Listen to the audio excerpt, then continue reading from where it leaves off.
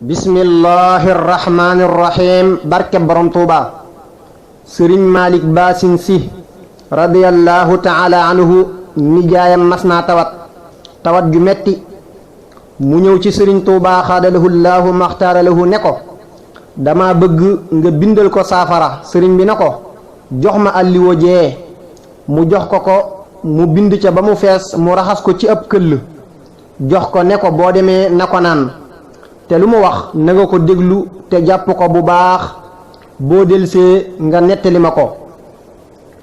ba mu delloo waxtu guddi la àgg Saalum jox ko mu naan ko mu def ko biir buy yëngu fanaane ko ba bët set muy wàccu ba génne lu mel ne aw dog wu nuroog aw res nes tuuti mu faatu.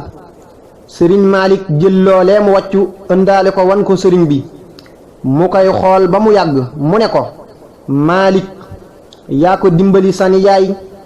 li tax ma wax la loolu mooy sa nijaay li muy bari ñu mu jàngal alxuraan bu faatuwaale woon lii safaanub aljana la jëm.